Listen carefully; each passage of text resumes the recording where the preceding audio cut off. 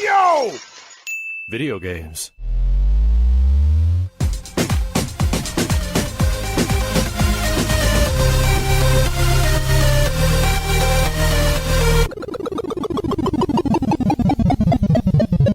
What up, dudes, and welcome back to the YoVideoGame podcast. I'm Matt. And I'm Andrew. And once again, thank you to all our generous patrons who've kept us going for over 400 episodes. Yeah, if you're interested in becoming a patron at any level, please check out patreon.com/YoVideoGames Dude of the week is Neomeister.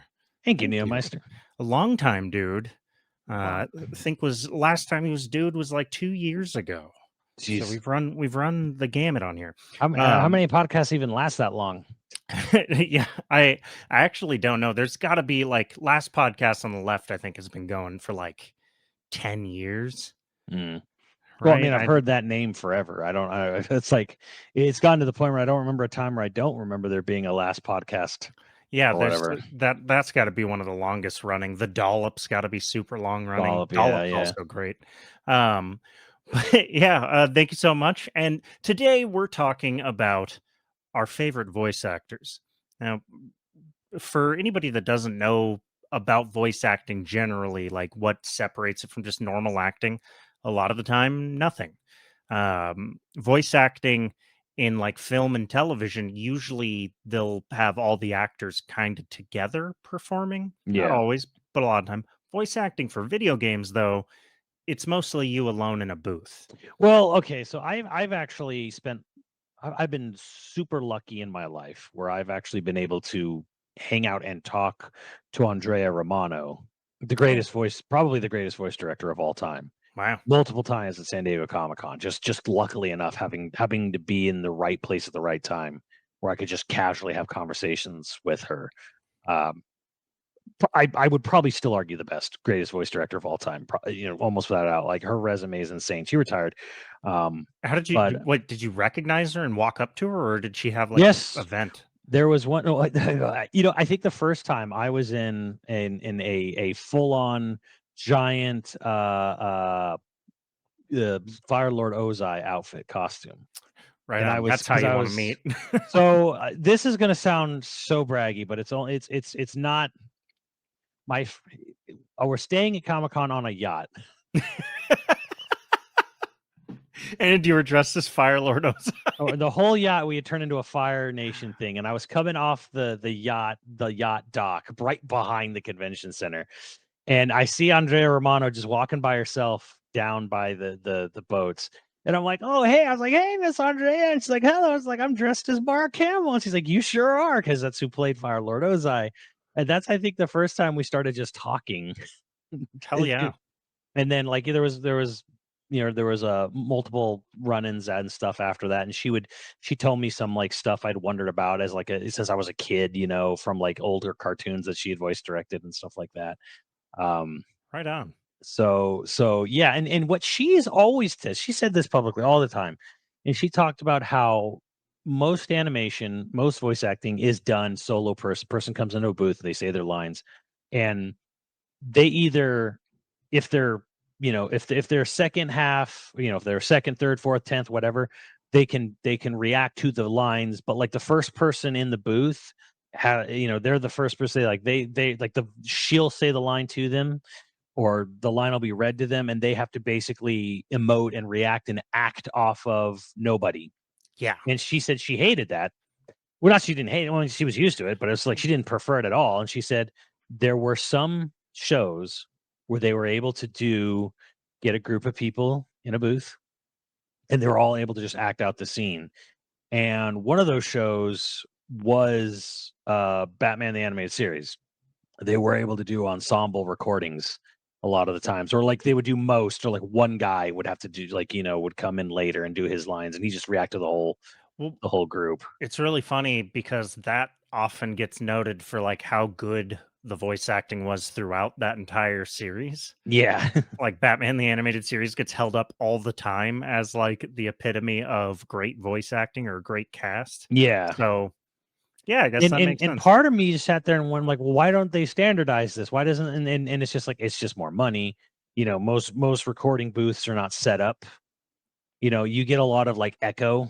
There's all these like there's all kinds of sound barriers. And I didn't want to argue. I was never going to argue the point to the voice director because frankly, she would probably have agreed with me anyways. But I'm like, well, isn't that the fucking sound engineer's job to figure out like what? Like we're gonna sit here and be like, well, like their voice might get cut on the other dude's mic, and I'm like, fucking figure it out, you like Warner Brothers spend some fucking money. Well, I guess now they can't spend money, but like spend some fucking money. Yeah, and I mean that now microphones have come such a long way too. Like there's a lot of my only so because I worked in a lot of like startup commercials, a lot of explainer videos and stuff. The rough vocals I would record rough VO for like the explainers and stuff like that. Me or the director would do it. And I remember one time for a very random company that I'm not going to talk about because I don't know if it's still true. My rough vocals ended up being used as the final vote, and it was literally me with a phone in a conference room and the paper, just like speaking like this. This happened to someone we know for something. Yeah, some project where someone we know threw like just for editing, just for pacing purposes, threw in just like a rough version, and then they showed that footage publicly at a thing, and everyone was like, "Why does this sound so?" I'm like, and it's like, they told me like it was never meant to be shown to yeah. public. It was just in my case, I like it sounded pretty good. It wasn't bad. I had one of those like desk mounted sound barriers, and normally we would have like a really good mic there, and the person who was doing the VO, if we didn't, buy a actor online, because a lot of voice actors can work from home now. And have since 2015, I guess. This was in like 2018. So, but a lot of the voice actors that you hire for voiceover work will have their own little corner booth. Yeah. Like imagine this corner back here if you're watching the video where like they'll just like paste up a bunch of the sound panels and stuff. And that's what we had in the office too. But I was just doing the rough thing and it sounded pretty good. And so the company like moved forward with the rough cut and never wanted another VO. If you ever play 13 Sentinels, that whole dub of that game had to be done everyone had to do it at their houses. Oh well, yeah, because COVID. Yeah. I should say, by the way, that I did buy 13 Sentinels. I haven't started it yet, but I do have it, and I will be playing it.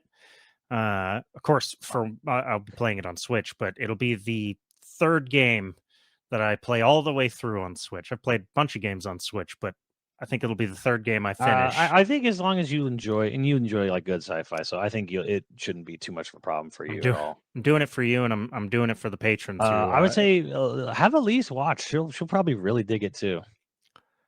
I mean, and I say like have her watch you play a game. I'm like, it's a visual novel. There's you're both watching it. I actually plan on telling her that I'm gonna like read in bed next to her. I'm just gonna pull up my Kindle.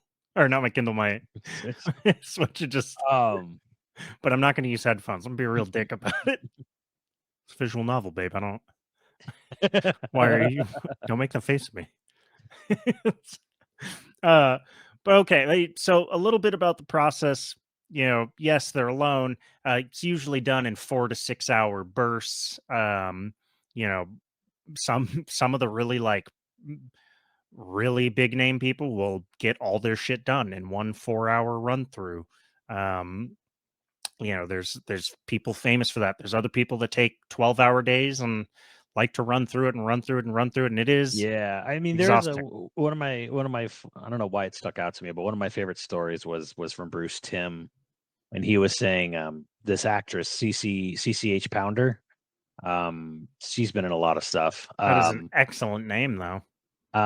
She did Amanda Waller in Justice League. Hell yeah. And he said she was the most incredible actor, because she would come in, she wouldn't even bother reading the script ahead of time. She'd come in and she'd say, hand me the script. And she said, like, literally would like ask Andrea, like, what's my motivation or whatever? How am I reading this line? She says like this, like, okay. He said she would read the line and we wouldn't even ever, she was one take. Hell yeah. Not because she was like, oh, I only do one take. No, she literally would just come in and say, like, how am I reading this? Okay. She'd give the line and then they'd be like, well, that was fucking perfect. And they're like, Thank you. every time it was like every time. Like it was so weird. We didn't like we didn't have to like explain anything or whatever like ahead of time. Like she would just come in, she'd read like she'd be she'd be done in like a half hour, an hour. It's just Damn. it was just like it was the most and she's phenomenal when you watch Justice League, like the way she like because they get into all kinds of like political diatribes between her and J.K. Simmons and Kevin Conroy, and it's just like, oh, she did that in one take. Like Fuck, I should have put J.K. Simmons on my list and I didn't. she didn't even she does it in one take. She didn't even do anything. Wow. And I mean I probably should put her, but it's like she didn't do she doesn't have like a huge list of I mean she was in I think NCIS New Orleans or something. Or one of those crime drama New Orleans branches. That's another thing. CSI It's or like whatever, but she's in Avatar. She's Zoe Saldana's mom. people think that voice actors can't act in front of a camera, and while that is true about some of them, it's not. It's not really a true. Like a lot of really big name voice actors are also excellent on camera too. They just don't, for whatever reason. Maybe they don't have, I don't know, Brad Pitt looks or whatever. Yeah, yeah, So they don't yeah. have huge careers. But voice acting is, I would actually say, probably harder to make a living in than just standard acting Mhm. because the pay is not phenomenal. Right. So you have to be working a lot. It's weird how undervalued in a sense voice acting is because like, well, they don't have to stand in front of a camera. I'm like, yeah, they also don't need a literal department of people, to do makeup and wardrobe for them. It's kind of like it's just the performance, all of but it's the like, all of the film business, no matter what section of the film business, maybe all of the entertainment business is built on star power. yeah. Um, even when it doesn't matter, even when it doesn't See, count. if I was if I was running these companies, I would be ecstatic for Yeah. voice actors because I would be like, "Oh, this this is terrible," because there's a lot of great people who work in wardrobing and makeup and all this other stuff.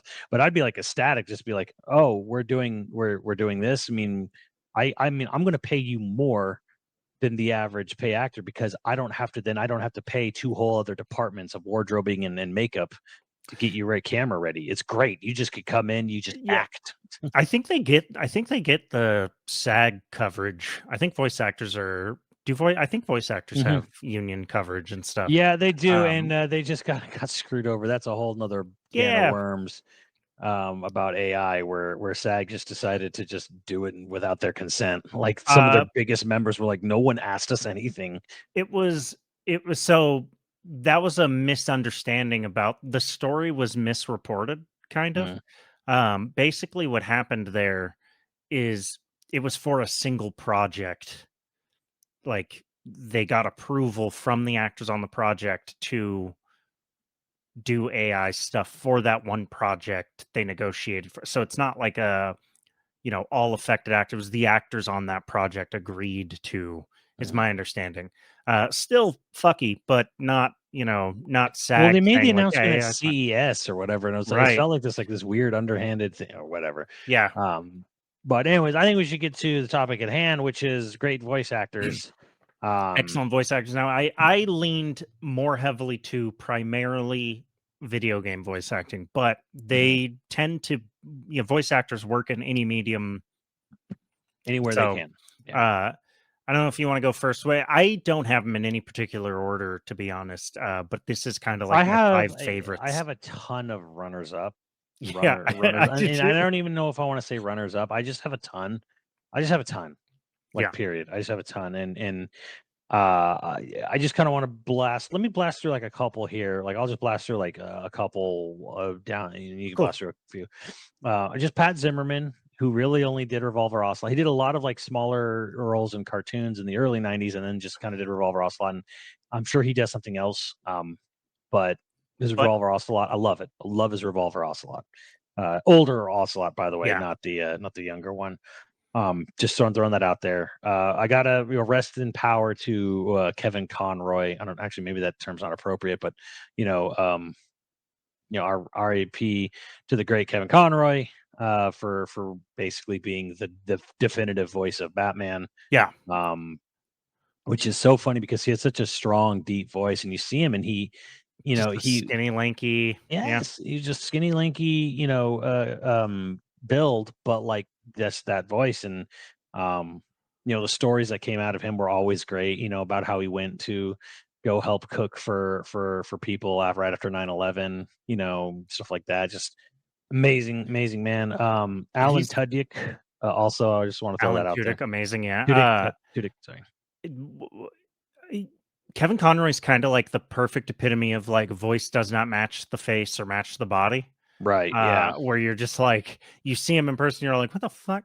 Um, I think that's when Alan Tudyk is speaking in his normal voice, you're Mm. like, yes. You meet him and you're like, oh yeah, yeah, that's absolutely his voice. I, I, But he I, does ju- such a range of voices.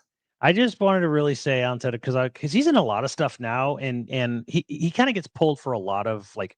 It's funny how they want him to mostly use like a one particular voice, but like he's like King Candy, which sounds like I forget the actor who played Mad Hatter in the original Alice in Yep. Wonderland in like the 60s. He sounds just like the dude. Hmm. But like it wasn't him. Anyways, He's Clayface in. his Clayface in Harley Quinn is great. I love it. But his Joker. Now Oh yeah, yeah, yeah. yeah, we'll be talking about the King, I'm sure, but like his Joker is so good because there's a thing where I mean we've kind of had this argument between you and I about it, but I think Alan Tudyk really in a way backs you up where there's profanity and then there's using profanity correctly. Yeah. And in the Harley Quinn series, which is extremely R-rated, Alan Tudyk's Joker has some of the greatest f bombs ever. Because there's a part where my favorite, and I remember showing this like Lythero and getting him hooked on the show and everything was, um, he's sitting there and he's like he finds out he thought he killed Ivy, poison Ivy, but poison Ivy's 11. He's like I knew I should have harpooned her twice. One in the heart, one in the head. It's harpooning 101. And then something like that. But even before that line, he tries to kill a goon. He throws him like over like or he tries to kill sorry, he tries to kill Harley, throws Harley over a rail into a vat, and he thinks she's dead. And he's like, wait, where and he's like he turns around, he's like, where's the splash? He's like, why are all these vines coming up? And then he just has like there's this realization on his face where he realizes, oh, Ivy's alive. Yeah. And he has like this way of just going, oh fuck.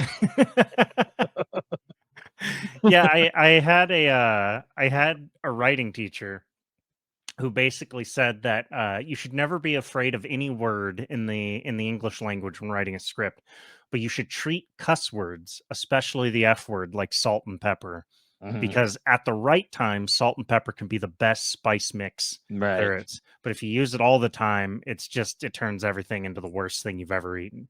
And I don't know. I mean, I'm not saying that Ron Mita is the best screenwriter that there's ever been, and I don't think he would say that either. But the man knows what he's talking about because when I rewrite anyone else's stuff and I remove like half the F bombs or whatever, it always makes it better every time. Mm. And it's one of my But favorite things. just knowing where to put it, because I mean, like, Yeah, yeah, come on, yeah. like, It's just who has not in their life had something where like that you had like this dreadful realization that you messed up, and like you just see something coming that you ugh. can't stop, and it's like, oh. Going back to my voice matches the face thing, I just realized one of my runners up is Clancy Brown. And when you hear Mhm. Clancy Brown's voice and then you see Clancy Brown, you're like, yes, that is the correct voice. So he's plays the villain during the very first Highlander, the Kurgan. Yeah. If He's like anyone 6 foot something and just the meanest looking dude you've ever seen. He's also in plays Starship Troopers. yeah, he is. He plays the prison warden, the head of the guard, not the warden. Sorry, like the captain of the guard in Shawshank Redemption. Yep. Yeah, yeah, yeah. Um, I think Punisher. He's the Colonel in the Punisher TV show. Oh, is he? It's Um, it's almost depressing that like they had that whole kerfuffle in the '90s about getting the Superman movie off the ground because when you see Clancy Brown in say Shawshank Redemption, the man could have just played Luthor because he played yeah. Luthor in the DC animated. He is Mhm. to this day will always be the Lex Luthor for me, and it's almost kind of like infuriating to think he could have done it. His Like voice is he could have done it everywhere. in live action. He could have been a live action Luther, and he would have been perfect. Yeah, and he would have Just been intimidating. perfect. He would have been intimidating. Which is how they played him in the animated series. Like they wasn't because like sometimes Luther just gets played off as like this nerdy Weasley little Dweeb, yeah. dweeb, and it's just like. But then they went with like nah, make him like fucking stacked. Yeah, And he's physically strong. He's not used to being intimidated physically. yeah. Um, but other runners up I have is like Matt Mercer. He's my favorite Leon Mhm. Kennedy, probably. Probably. I think he does RE6 in the movies, so it's mostly. Yeah. Yeah. And Yeah. I It think was he did weird. RE2R and right, No, didn't he? no. No, It was didn't isn't the he new the guy. The new guy, the mocap and the mocap face scan. I met him. Why am I blanking on his name? RE2 and 4 remake is the same dude. Oh, God, it's I'm not so Yuri Lowenthal. no. That's Spider-Man, right? I'm so upset. I'm blanking on this guy's name. Um, uh, wow. I'm Nick. Nick. It's Nick. Gosh darn it. Yeah, Right. if you're Yes. out there Yeah, listening, yeah, yeah. Nick, I'm so sorry.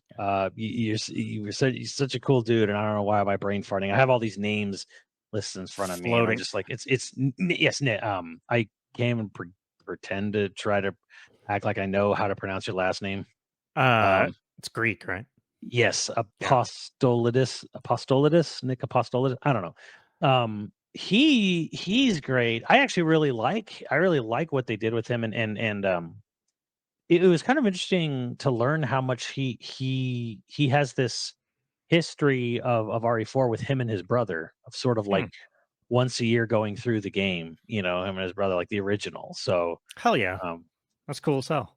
like it's and that's kind of a one thing too is that like some of these voice actors they never touch the medium that they work in. They have no idea what they're doing. Like I came in here, I read lines, I know nothing, and some of them just like, oh my god, I love what I do. Like Yeah. I'm a you know, so Well, that's like Erica Ishii is on my runners up.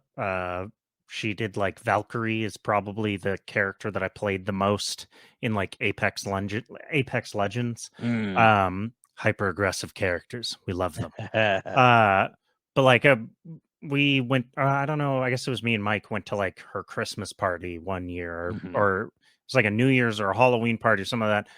But she's wonderful. She's wonderful, just both as a person mhm. and also in any of the roles. I think also we ran into her at an E3 for like Fallout 76. She did like voices for That that. sounds right, just for a Yeah, little bit. she's a really nice lady.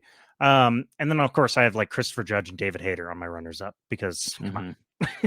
Yeah, I just to round out, a couple more for me. Ron Perlman, who Oh yeah, yeah, does a yeah, lot of yeah. voiceover work, but he's also does a lot of live action work. Ron Perlman's like a truly a renaissance man, Yeah, and in a he way. doesn't mess with his voice. He keeps his voice the same, sort of like Clancy Brown. No, yeah, but the thing is that it's interesting how he's taken on some wildly different roles despite kind of having the same general voice. Mhm.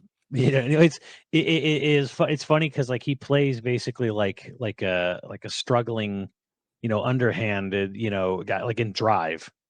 He plays the pizza parlor owner in Right. Drive, Yeah, and it's yeah. like Well, yeah, he's the gangster. He's the bad guy. kind of. I mean, He owns. he's not the bad guy, but he basically is taking the lumps from the rest of the mob, and he's basically just like forced to like run a money laundering pizza parlor in Yeah, the movie. But then you have other roles where he's the lead, obviously in Hellboy and stuff like that. I've seen roles, Sons of Anarchy, obviously, and then he's had roles where he's like a cop, like a really yeah. crazy cop. Like He's done done everything. He's been around for a long time. Yeah. yeah, but I don't know. There's something about Ron Perlman where it's like he can be like the big scary guy. Like I know he was in like the Turok reboot that went nowhere, sadly. Um, My favorite Ron Perlman role is probably in Enemy at the Gates. yeah. He plays the guy who teaches Jude Law how to be Mm, a sniper. that's funny. You know, he was Batman in a game once. One Was of he really? those, yeah, in a it was a remember when they were doing like Marvel Ultimate Alliance games? Oh, Like right. Yeah, yeah, yeah. and then there was like a DC version on like PS2 era, somewhere Yeah. around there. Yeah, he actually played Batman in one of those games, and I'm actually kind of like curious to hear his take on Batman. A lot of people will know him as Slade from Teen Titans. He was the main villain in that cartoon That's right. for Yeah. a lot of people, but like I don't know, he's the man, he was the original Clayface. Man, when like if you remember In the the animated, animated series? yep. Huh. Yeah, I he didn't was. realize that was him, but now that you Yes. say it, yeah. There's oh man, that performance. And then well, I'll just give one shout out just because I have to put it in there is Adam Howden for Shulk. Because the man Oh, really screamed his heart out in a lot of like especially Xenoblade 1 where he has to give these, I'll kill you, and like like just rage, terror, rage, and anger, and all kind of like mixed together, and he kind of really kills it. yeah. So I got to really give him props for that. So, Well, a good voice performance seals the whole deal. Like, you don't need voice acting in games to have an emotional impact. I'm not saying you need it, yeah, but when it's there and when it's good, man, does it hit. I mean, yeah, I would argue that The Last of Us, both games, part of the only maybe the only reason it has any emotional impact the way it does, or as much emotional impact as it does, is like it has some of the best performances voice acting wise in a long time. Like, it's hmm got some really good performance. yeah, I think it's like what Troy Baker. Actually, two of the people on my list in my top 5 are yeah. in The Last of Us. If So, we want to talk about like, there's three games to me that really hit hard as far as like, wow, the acting's like so good. I mean, actually, a lot of games have really good acting, oh yeah, but tons. like budget, big money spending games.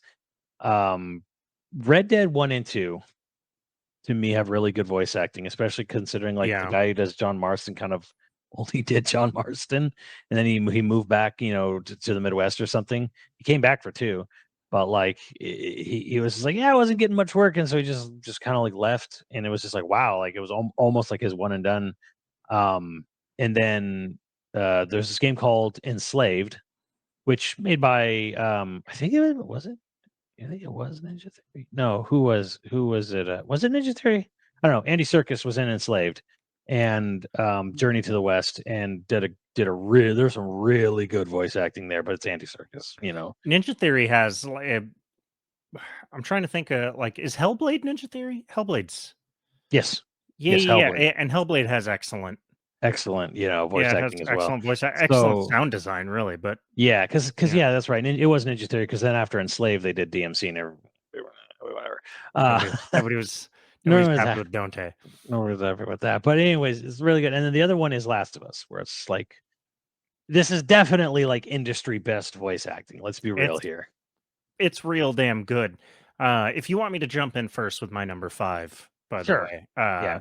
That like just got all those names out, but go ahead. perfect example from The Last of Us, uh, but is also in everything. Laura Bailey is everyone ever all the time. I put down a couple. She's Chun Li in SF4. She's Helena Harper in RE6. Which, okay, RE6 is, but she does a great job. She's Abby in The Last of Us 2. She's Mary Jane in Spider-Man 2. Most recently, I think she Was plays. she? Get out of here. Yeah, she does. She was She's all Mary over the place. Jane as well.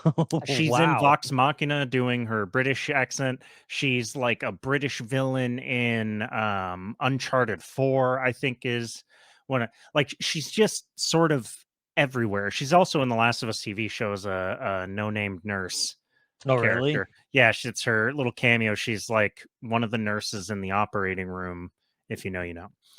Does she get shot? No, no, she's Really? just the witness to the shooting. But she's sort of just like ubiquitous. She's everywhere all the time. If it's a woman, you know, in a video game, uh, you could just say Laura Bailey, and you'd have probably a 25% chance of being right. It's like her and what was it? Catherine Hale is another person who's just kind of like does voices. Jennifer Hale. Jennifer Hale, that's right. Also does voices in like everything. You can really throw her out there and you have a decent chance. Like if you're ever pretending to care about like more in-depth game conversations, say you're at Comic-Con and you're just Yeah. chatting, like you could take a stab and just say Laura Bailey and you might be right. It's more There's of a writing thing, but God, I think it was her line because she plays was it the mercenary leader in Uncharted 4? Mhm. There's a part where like you find the boat with the Goonies treasure ship, and like there's a point so much like you've caused so much damage to this company at this point, and they have like they have a small stack of like some crates of gold, and they're like basically good with that. And the main bad guy, the guy who looks like Emilio Estevez, he just takes off for the ship, and I forget. No, you take off for the ship, and then like Emilio Estevez is like, let's go after him. And he's just like, you know what? At this point, he can have it. And like there's like this great line reading from her. Like honestly, at this point, if he wants it, he can have it. Earned Like that shit. like Yeah. well, because like so many of what you've killed so many of her men, blown up so much of her equipment, like it's like just so drained and exhausted at this point. She gives this great line, like, you know what? At this point, if he wants it, he can have it. I don't even care. I'm taking my money and going home. I can't really like, granted, how many voice actors that are as everywhere as she is, can you really pinpoint a role where you're like, that one wasn't too good? So I'm not going to try and pretend to pick one out, but I do think that like once somebody points out that it's Laura Bailey doing the character, you can spot her isms even when she's Mhm. doing like a British accent, or because she's in Vox Machina too, I think. Probably. I would assume so. I think she plays like Vex. She plays Vax, one of the twins. I can't remember if it's Vex or Vax. Um, but yeah, you can sort of like spot like once you know it's her, you can tell it's her. Uh, but otherwise, she's kind of a chameleon. She kind of like disappears into the Mhm. voice, which Clancy Brown ain't gonna do that. like, Right. And then, again, this goes back to something Andrea always told me, which is I don't care how many different types of voices you can do. I only care how much range can you give me within one voice, mm, the voice I need. You can be a voice actor and you have one voice. But if you can sell me every emotion, if you can sell me every emotion in that one voice, to me that is more important than if you can do impersonations of all these other voices. I need you to be able to laugh, cry, rage, anger, joy, you yeah. know, I need you to be able to run the entire range of every emotion and give me every emotion, even if it's only one voice. I just need you to be able to do that. So one thing that happened, like I love actors just generally. I mean, I guess anybody who wants to be a director, you kind of have to. Although there are some directors who straight up hate actors, and that hate really Yeah, comes through. Um, George. but uh, I do think that a mistake that actors will do, like going in for a role, is they'll try to put on like an affectation or like a tick to try and sell that they're good actors.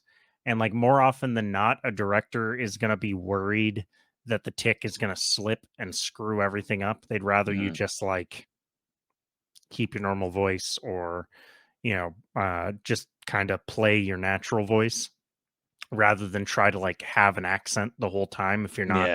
Yeah. That's why it's always fun when you have actors that go in and just like nail an accent, and then you find out that that's like that Yeah. happened on Black Sails. The guy who plays Charles Vane walked in and like nailed it. They're like, we want a natural speaking person from this particular spot in England, and he went in and nailed it.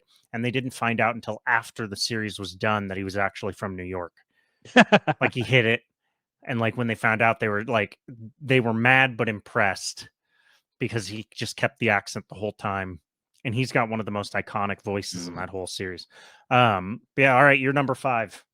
This is legacy, really. It's David Hayter. I know you name dropped him a little Gotta be, earlier. gotta be. Because it was like for me and a lot of console gamers in general, it was a real turning point where voice acting wasn't obvious.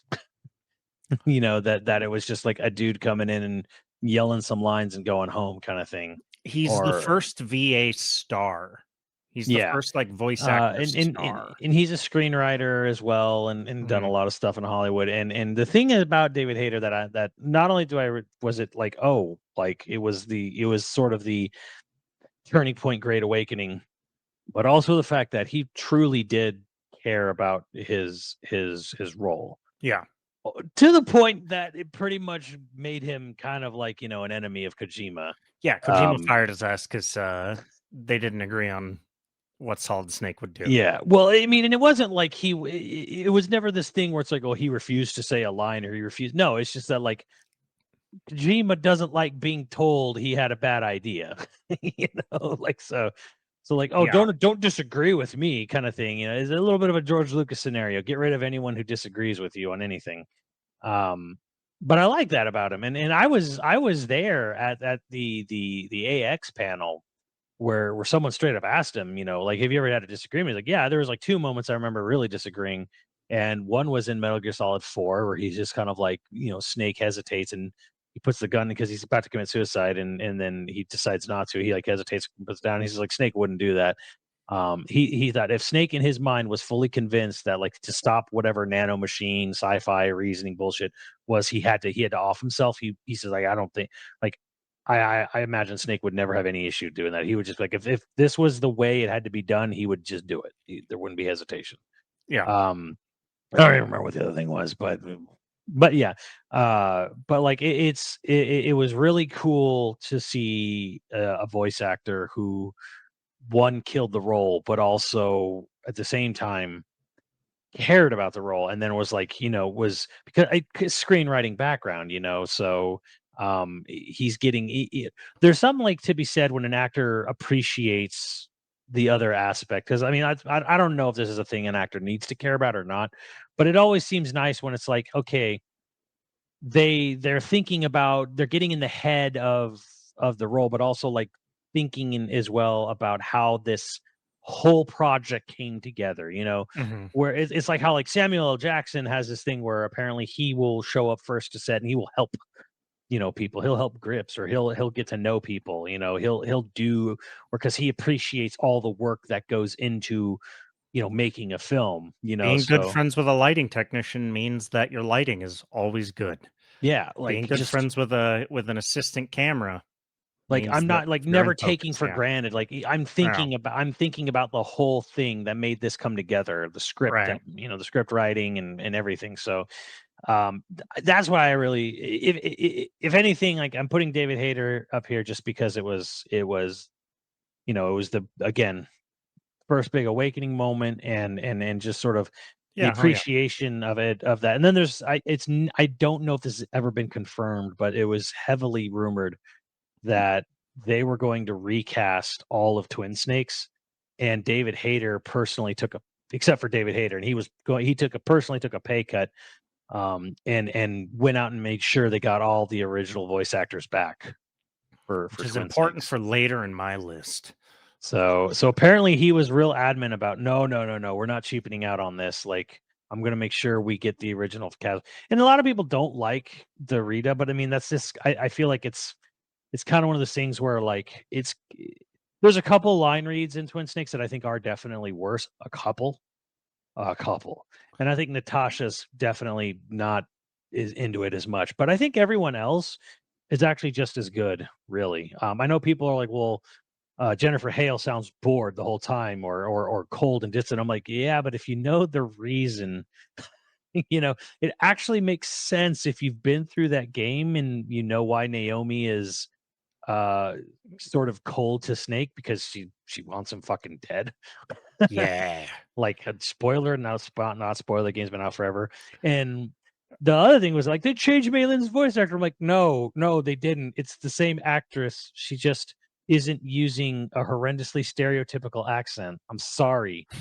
I'm sorry I'm sorry you fetishized, an accent so hard that it killed your boner or whatever. But like, I'm sorry. I don't think a person who's born and raised in America and works for the CIA is going to have, you know, A like thick Russian accent. no, the Or, thick Asian accent that she yeah, that's had. right. I'm like, Yeah, I'm thick Asian sorry. It's just accent. Yeah. sorry. That's probably just not going to happen. The fact that it is the same voice actor should probably tell you that, like, it was kind of a bad call originally.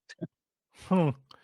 Yeah, that's kind of amazing. I didn't realize. I guess I didn't remember the voice acting of the original enough to remember there was a bad accent there. Well, a lot of Because accents. I played the original, but I definitely played Twin Snakes more than I played the original. Mm.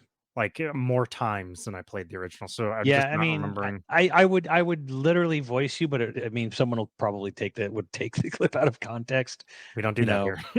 We don't do that But here. yeah, but like just her reading you about like how the radar, Soliton radar works, like just listen to those two back to back, and you're like, wow, this is the same actor. A lot Yeah. of talent.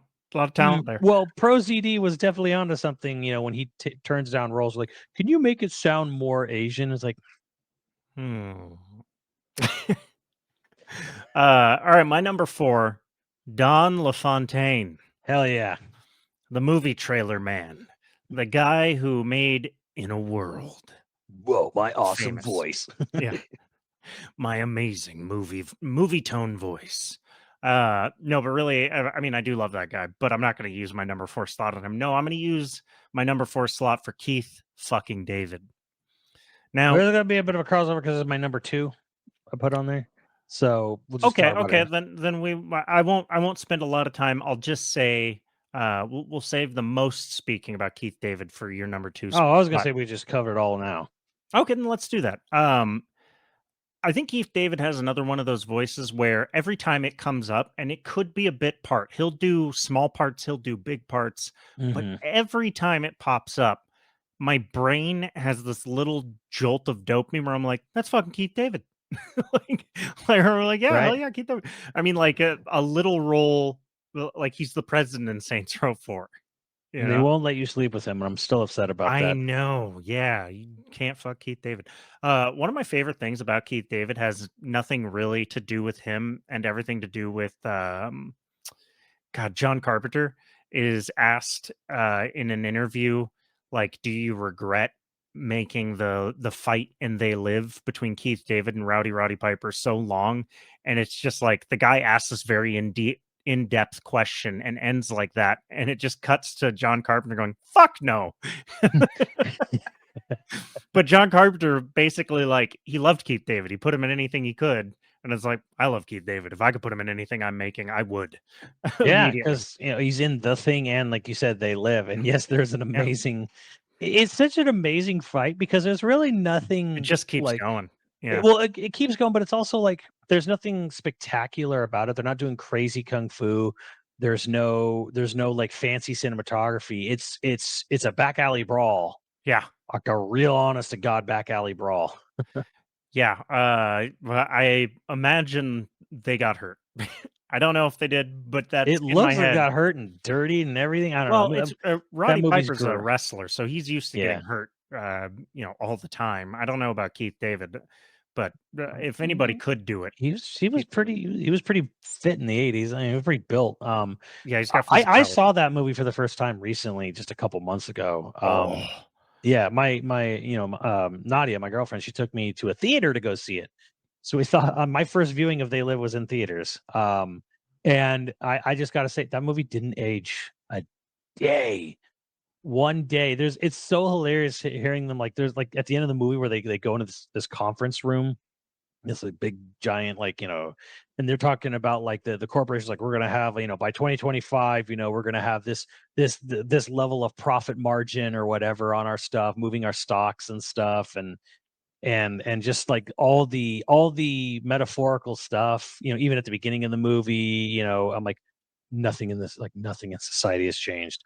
Like, the movie was supposed to be like this weird, like, we live in this corporatist hellhole. I'm like, no, we still do. Damn, nothing changed. Oh man, it's so good.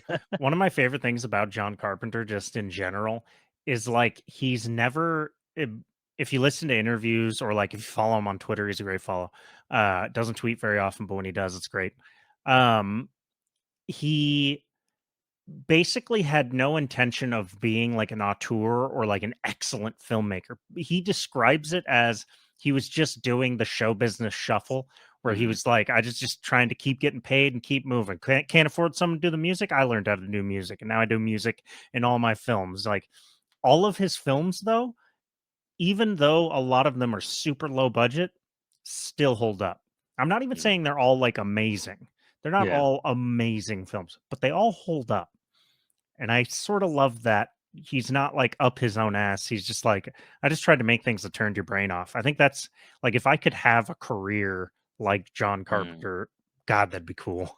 Like, think about how many iconic things are from John Carpenter, and it was just him solving problems because he Yeah, didn't well, have money. I read a thing quote from him last night too, where he says the biggest thing that hit him the hardest was the thing bombed and people didn't like it and critics hated it. And I'm just kind of thinking in my head like, wait, one of the most beloved, Hmm. one of the best horror movies ever made, period. And it's just kind of yeah, like people I know Siskel and Ebert hated it, but it's just kind of like He was just way ahead of his time, too. yeah, like way too far, I guess way too far ahead of his time. But it's kind of funny when thinking about it.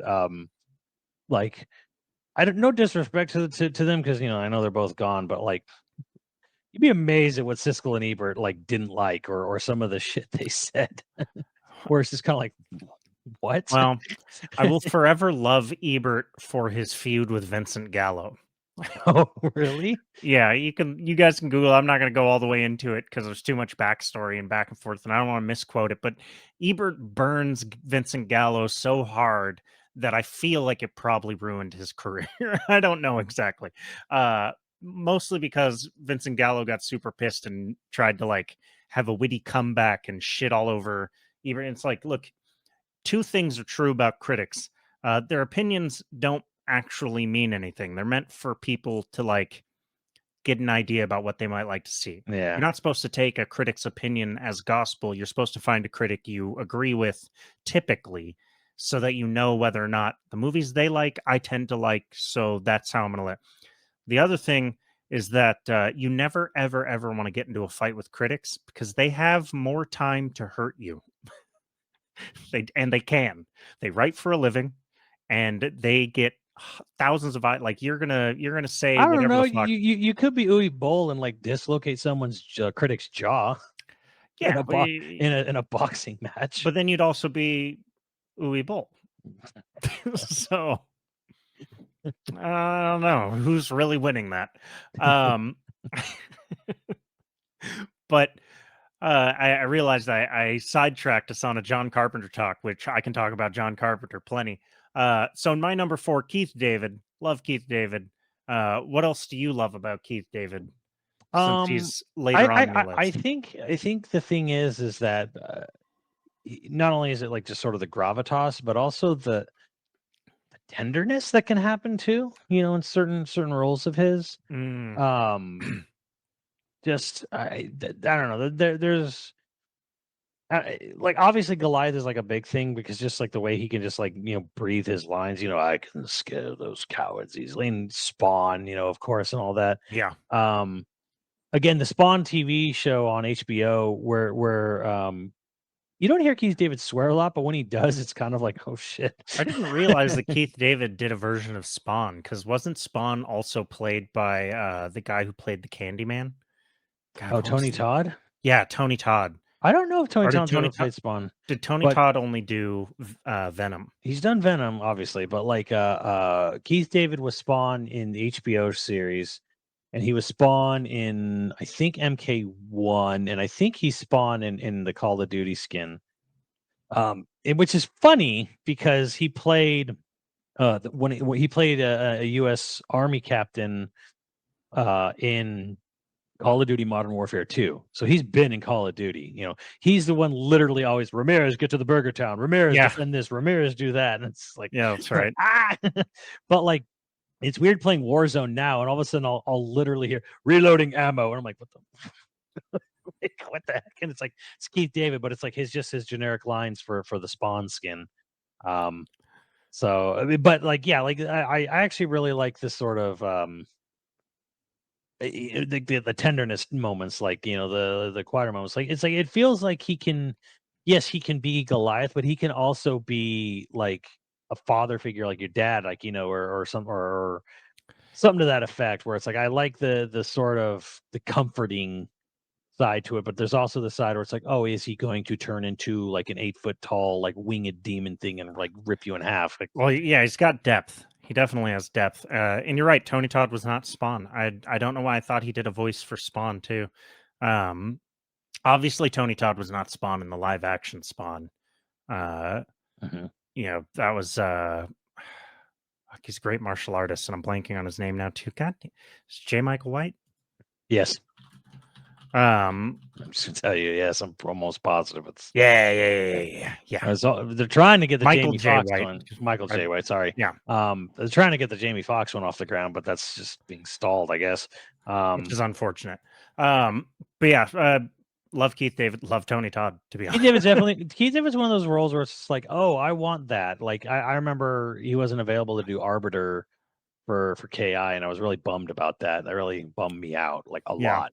I mean, so he's one of those voices where I'm just kind of like, if it's a character he's played in the past, you always want him to be playing that character. Arbiter in Halo, um, Spawn.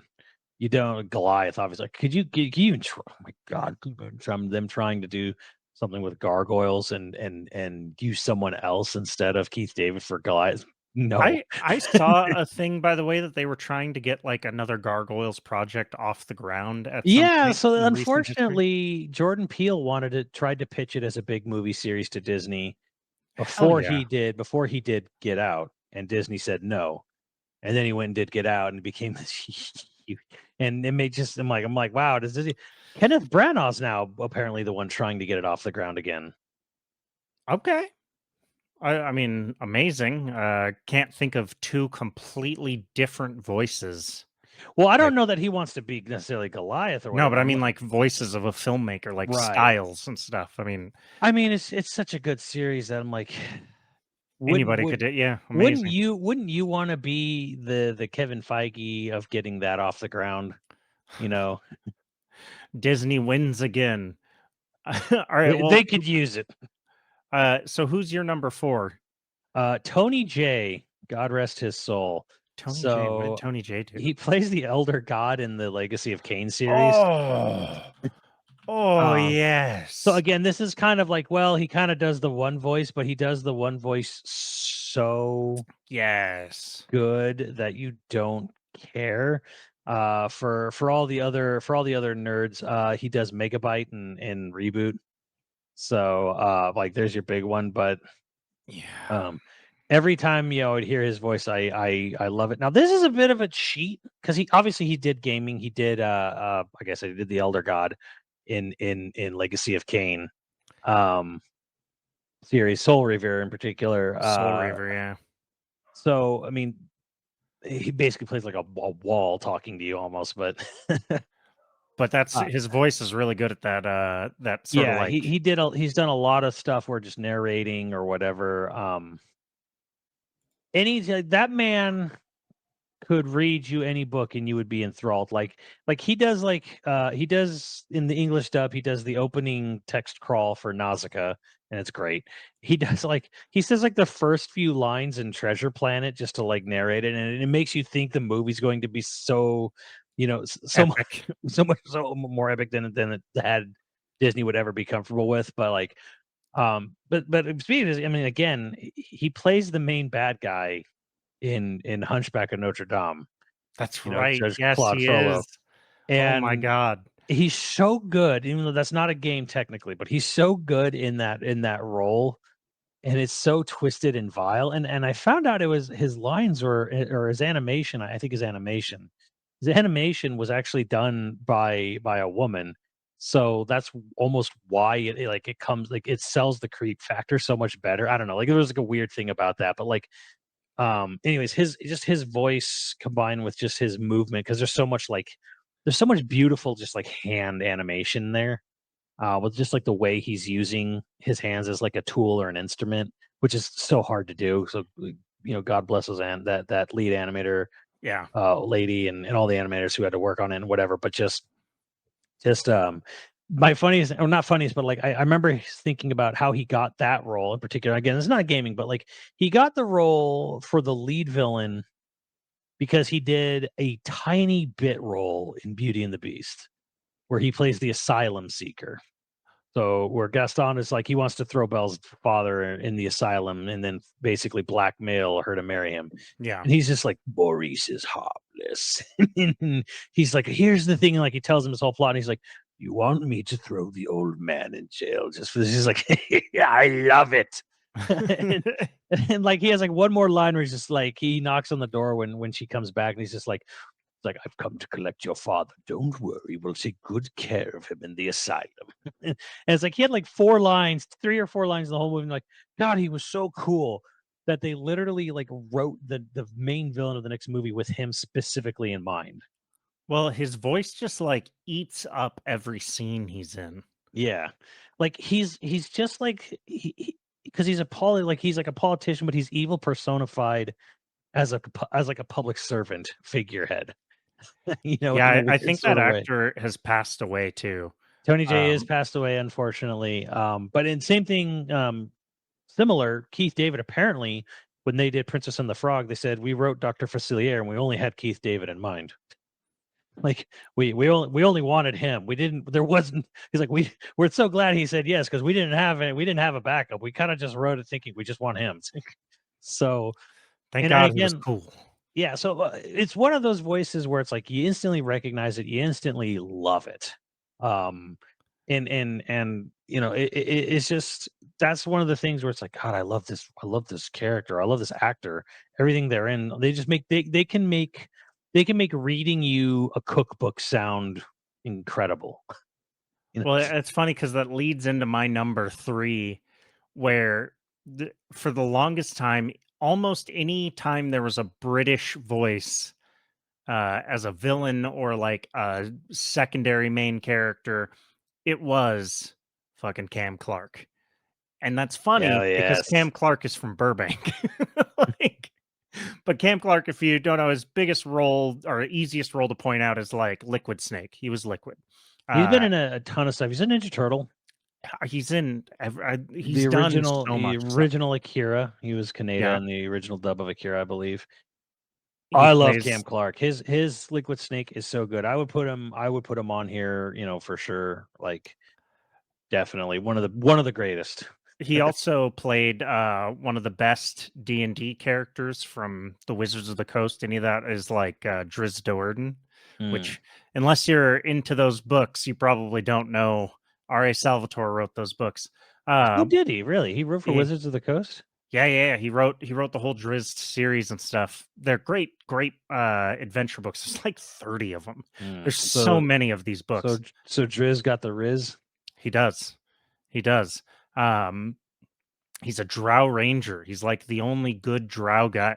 Anyway, the Cam Clark did his voice in like Baldur's Gate 2. So I got a lot of love for him in there too. But Mhm. he did like Tales of Symphonia. He's in I think he's like the secondary character who turns out to be the villainish. I can't remember. I haven't played that game in He's definitely he's in Grandia too. yeah. He plays the villain in that game as well. He's in everything. It's just Played my Prince Adam in the early 2000s He-Man reboot series. that would make sense. Yeah. It does make sense. Yeah. It he's just a very easy person to pick because I can't think of you know what actually I'm surprised Cam Clark has never done an Albert Wesker, or if he has, I don't remember if he has, but like I think they always want to have like some deep gravelly thing for Wesker, I guess. but they Even they did like though a Britishish voice. yeah, because you have the Peter Jessup version, which is not as deep really in remake Yeah, and Peter necessarily. Jessup's So great, but like Cam Clark could have done a good Albert Wesker too. Yeah, Cam Clark, my number 3. oh yeah, I the one linering I'll never forget, and Twin Snakes helped with the mocap, but like the whole Like, well, I'll tell you then. You enjoy all the killing. That's why. What? And it's like, I love how it's like, it's so pointed at the player too. Like, Yeah, it's definitely a little meta where it's like, yeah, they have this whole thing, but he's just like, he just looks straight at the cameras like, you enjoy all of it. he's And not wrong. nowadays, I'm just kind of like, yeah. I, like the older I get, the more I lean into the evil side of playing through a game where it's just kind of like, oh, you could do the good side, or I could do the easy evil way out. I just burned through these guys. They're goons. Who cares? Exactly. God, ludonarrative dissonance. Let's go, baby. I'm all about it. But yeah, like also with me three, obviously I'm going to give shout outs to the king of the clown prince of crime, Mark Hamill Oh, it's and pronounced Hamil, Hamil. actually. So Hamil. everybody's been saying it wrong forever. Oh, Mark Hamill. so is it Igor? Yes. So they were wrong then. Okay.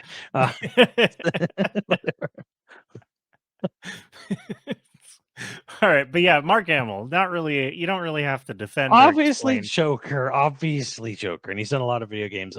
He was the original Majima, which he does not remember doing. Um, which I still find He's the hilarious. original Majima. He was the original English voice of Majima, and he has no memory of doing it. Well, he's done like 5,000 projects. which I still find hilarious. Because if they had kept making, or if they had kept localizing and kept dubbing Yakuza games after the first, because like they dubbed the first one, they decided not to even dub the second one, just bring it out, and then they stopped bringing Yakuza games out for like fucking years. In years and years and years, and then Zero was their comeback, and they only just started dubbing them again with 7 and 8 now. So Wow. so when it came time to do, they got the original Kiryu back for his cameo in 7, but then they've since replaced him full time with someone else. But Matt Mercier replaced Mark Hamill for Majima. You know what's funny is like we talked about Alan Tudyk earlier, and Alan Tudyk sometimes gets like treated as Mark Hamill's heir Mm, I because guess I could see that. a lot of the same range, a lot of the same Mm, joy for the over the top character. Like Mark Hamill loves part of the reason why he loves voice acting. I think this is like a quote is where he talks about like you can actually go over the top and disappear. You don't have to have your eye just so you can like really lean into the character and kind of like yeah, you don't have to like wink at the audience to say yeah, like it's really me, Mark Hamill, doing it. Like you just get to disappear into it. And I've seen several times people talk about Alan Tudyk sort of as like an heir to Mark Hamill's uh mm, not success, but sort of like his legacy of being yeah. a million different characters and you have no idea it's Mark Hamill The until one thing I love about Mark Hamill is not even the joke. I love the Joker, obviously. it's his character in Castle in I, the I Sky. yes, it's Muska, man, because when he Yeah. does roles like that, which is so different. I was gonna say like, yes, the first third of the movie's dumb, I get it, but the Killing Joke, which he's not a part of the first third, but the line readings, him and Kevin bounce off each other on Alan Moore's Killing Joke, so good. And he really wanted to do that role. He was dying to do that as well. So it's great hearing that. But so that is like, to me, there's a lot of really good Joker moments, but probably Return of the Joker for Batman Beyond, one of the standouts. But like the Killing Joke, that whole end of, where he's basically arguing. They're not even fighting anymore. They're just basically yelling at each other, and he's just like, do you know how close we've come to World War III? Because some radar technician saw a flock of geese and thought it was a Russian missile. Like, he just like basically saying like, this world's insane, and you're insane to try to bring order to an insane world. So good. But yeah, but like his Colonel Muska, and anything like Colonel Muska, where he's not doing Joker, he's, as he described Muska, as a mid-Atlantic, where he's sort of like calm and collected, All and right. but like there's this undertone of like slime beneath it, where it's like, you think like, now look at this is a dress fit for a princess. He's just like, he's like, but then eventually he starts devolving, it's just like, Yeah, like as he just, but controlling. there's this almost gleeful thing where like he basically in like saying Castle in the Sky where he gets control of Laputa, and he's just kind of like, look at these idiots, pathetically stupid, and he's just like, there's like all the racism is just like bubbling to the surface, and he's just sort of like this sort of like escalation, but also mental decline of his character, which is it's just such a fun thing to sort of watch an actor do that, where like he's keeping his composure and cool the whole movie, and then eventually he's like his sanity slips, but it also makes him escalate, in his And how delivery. impressive is it to communicate that with the voice alone? Yeah. Like, the animation obviously is very good and communicates a lot, but a lot of the time, all of the emotion is coming through the voice. Like, a lot of the time, not all the time, but like subtlety. Yeah. Subtlety doesn't necessarily exist in, especially hand drawn animation. You're not going to get like twitches and stuff necessarily, but you'll get it communicated by the voice, and it'll make you remember the animation as subtle. Yeah, It's that's beautiful. Yeah, that's very true in, say, like DC animated universe, where like they had intentionally simplistic right. character designs, and Bruce Timm even said like, so your style is pretty cool, right? It was like, honestly, we did this because we just wanted to keep it simple.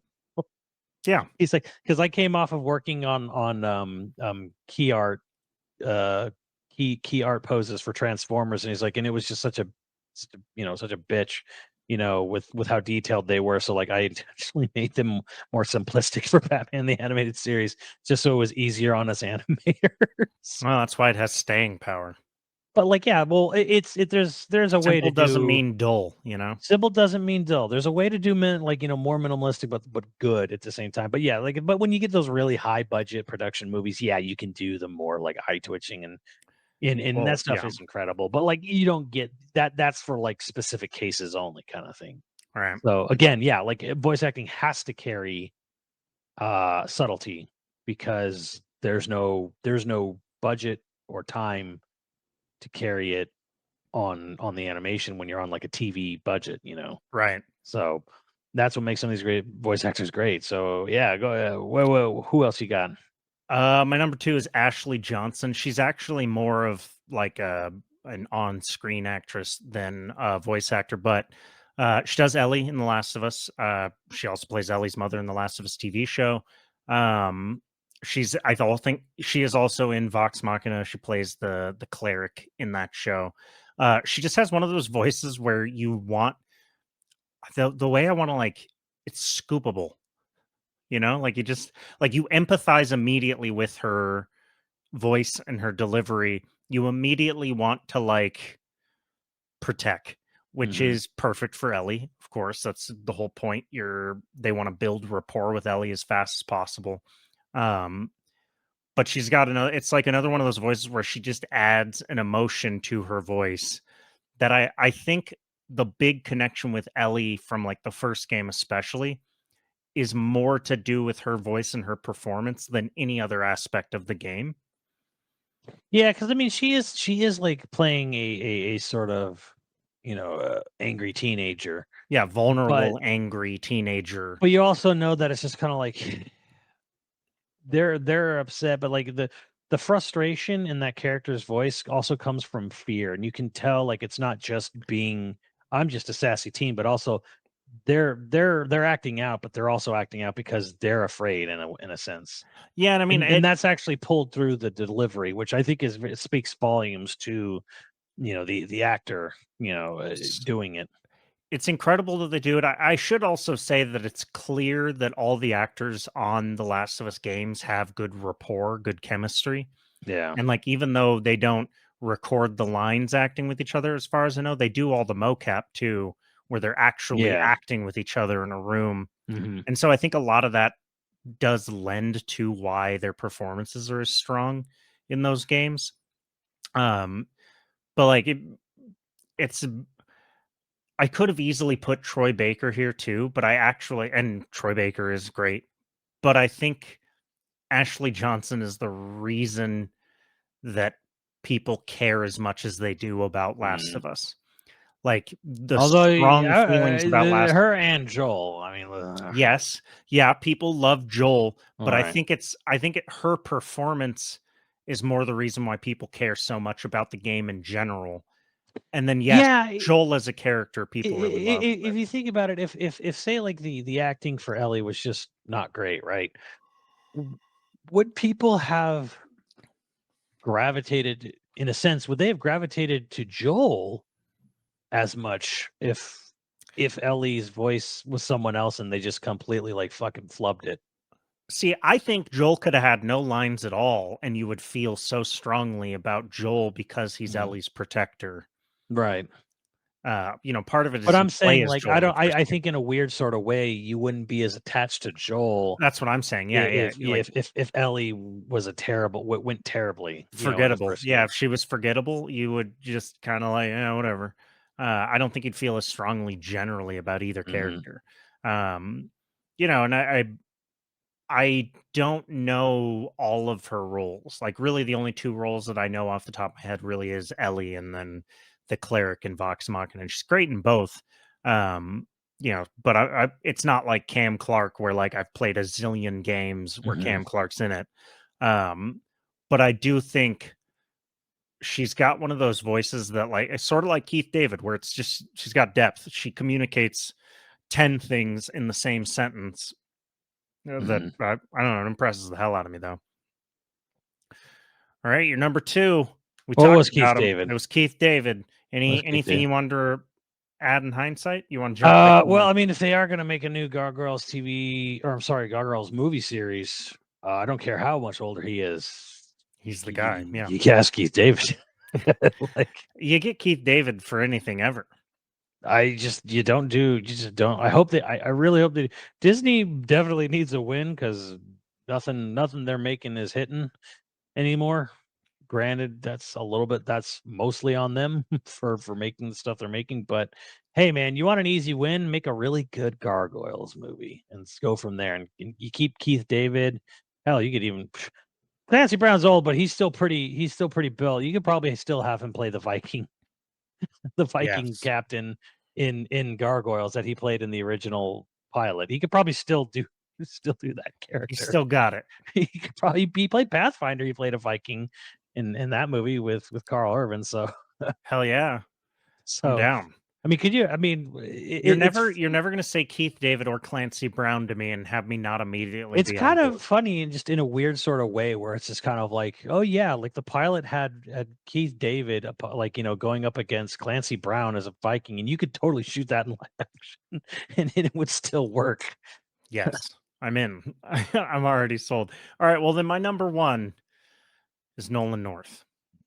Yeah, and I was very much like I should put him on my list. I should. And I think Nolan North, not just for Nathan Drake, obviously, but also just how well he slips into a lot of different roles, like Penguin, of all things, in the Arkham Deadpool. games. Yeah, and Deadpool, where it's He just is Deadpool in my brain. yeah, like you don't like some people be like, oh, Ryan Reynolds killed it. I'm like, yeah, so did Nolan Yeah. North. Like, But Nolan North is another one of those guys that like you've played a dozen games where he's the voice actor and he's probably your favorite voice in the game, in the show, so the 3 roles that I have him listed as just like examples of why I love him. Deadpool, Nathan Drake, David. He's the leader of the cannibals in The Last of Us first game. yes. Yeah, he's the weird, rapey cannibal leader. Same dude that does Deadpool, same dude that does Nathan Drake, did that fucking guy. And you despise that guy. hmm And he I has actually was range. super thrilled when I saw his character in Last of Us because I was like, oh god, it's just so not anything you would expect Yes. from using him, and I'm like, oh, this is great. He's just like this just absolutely vile human. And he nails it. Yeah. Anybody that can do that kind of range, because there's a lot of actors that, say in live action, you really love them. You really love them, but they couldn't switch sides. Not necessarily. Like, hmm you're not going to see them switch. Like, a good example of someone doing the opposite of it. Leonardo DiCaprio makes the leap to villain extremely well. You wouldn't expect him to be able to go from boyish hero character to villain, but by him jumping to a villainous character and doing so well at it, it opened up all these other roles where now you don't look at him as like boyish good guy. Yeah. You look at him as like gray zone. You're not really sure what it is. Same with Brad Pitt, actually. Brad Pitt, the whole reason he did Fight Club and Seven was to like rebrand himself as a villainous, capable character, you know? Um, No way, man. He'll always be the main character from Cool World. Ellie, I don't know if anyone remembers that. he did a movie that is the inspiration to Johnny Bravo. His character's the inspiration for Johnny Right, Bravo. yeah, And I'm yeah, blanking on yeah. the name of that. Joe Cool? No, it's not Joe Cool. Joe Cool's the character that No, shoots it's not. Batman's parents. Not Joe Dirt. But he hit that character. He plays like a lovable idiot. That is the inspiration for Johnny Bravo, the animated series. Well, I mean, I remember him obviously Elvis, but I thought it was I'm looking it up. Yeah, James Dean was also. Brad Pitt did James Dean. I didn't realize that. No, I don't think so. I don't know who Danny Zuko is, but that was apparently another Fonzie, partly Fonzie. Yeah. I'm gonna find that role because everybody should see it once. I don't even remember it as being like an incredible role or an incredible movie, but it's fun to see him. Good Just God. jump from there. Reese, yeah. All right, who's your number one? Yeah, for my number one, it's a more recent, obviously, I guess more recent, but I'm more just blown away by the deal sealer for me was a Netflix show based on a video game. So the Far Cry Blood Dragon show came out, and a lot of people had why would they bother making anything this? But then Rayman hit. Oh my God. Raymond in that show, what they did to his character, how it went down was insane. And then I find out, well, I mean, I think I found out beforehand, but Raymond is voiced by David Menken, who voiced Malos in Xenoblade 2, who voices Luke Skywalker in Lego Star Wars. And the three of them sound nothing alike. And I can't I'm like, I'm sitting here just kind of like gobsmacked at the range here, but also the derangement of what they did to poor Raymond. I don't think I saw the show, but I love Blood Dragon. Oh my God! Like, because Raymond plays like a late night TV show host, and he basically goes on he basically like it's kind of like Joker movie. He basically loses it, and he goes on a killing spree, and he becomes like a deranged like terrorist. Okay. Yes, Raymond, like the limbless Raymond from Ubisoft games. Wow. and just the absolute insane rage, because I mean, there's a lot to be said about like the way like how rushed together Xenoblade 2's dub was, but anyone will tell you who plays that game, boy, did the character of Malos really knock it out of the park.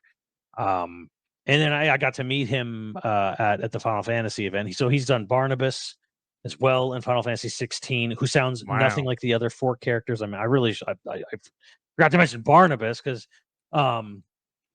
he's got this whole accent in just like delivery, which is so unlike all the other roles I've heard.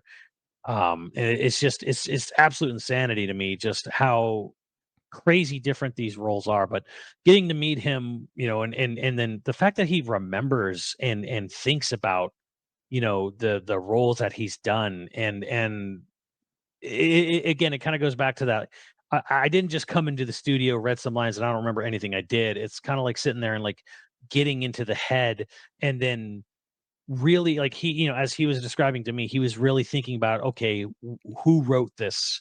What were they trying to convey? Like he was thinking about the writer and the director of the game as he was voicing the character, and wanting to like match that, and not just match the performance of the Japanese actor, but like I'm getting into the thought process behind the guy who created this character and wrote this character and what he's trying.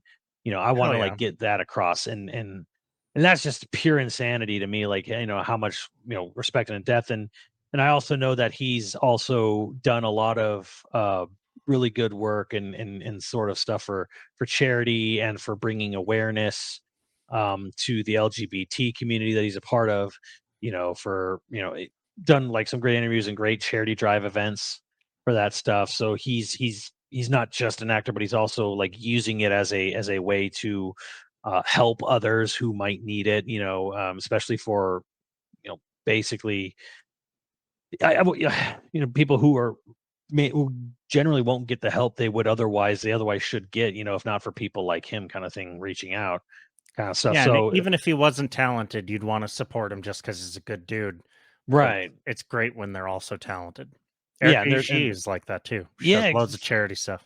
stuffing where it's like it's just paying it forward and so I couldn't like because like I obviously I learned about the character through Xenoblade 2 and the thing was when that game came out people were like what is this people were like what has this guy done. He was a character in Thomas the Tank Engine. Like was what most people like, well, he did that, but then like more and more of these roles start popping up, like Barnabas, Luke Skywalker, Raymond, especially. Holy cow, none of them sound alike. They all have crazy range, each for each one of those different voices. So he gets to do all the classic, Mark Hamill lines. Yes. But in like with new lines, different lines with the Lego stuff, and then my God, man, his Raymond stuff is just like absolute insanity. Like you could not do the things he does as Raymond if you didn't have the talent and range to do it. Um, I that's kind of the reason why like I love Nolan North is he can go like off the fucking deep end too.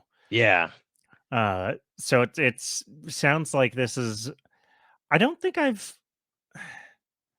don't know if I've ever played a Rayman game, so I don't know. right. Well, the thing is like the Rayman in Blood Dragon, the show is not really the Rayman of the. I mean, it is the Rayman of the games, but like But it, it's it not the does. character. It's not the same. Like what they're doing to the poor dude is because like I said, he runs like a late night TV show and he's still being like, I'm Raymond. Hey everyone, how's it go? We're gonna have a great show tonight. And then it's just kind of like, they like the system's been abusing you. You're being used. People like, you're turning a blind eye to like people like are dying. You're just letting it happen. And then he just like loses it. And Yes. just becomes like this Well, just like I know what I'm Rorschach watching tonight.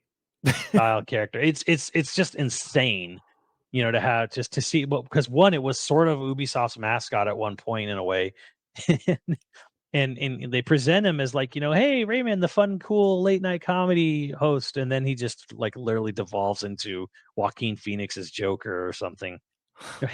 He's literally snorting cocaine off hookers, like in the show, quite literally.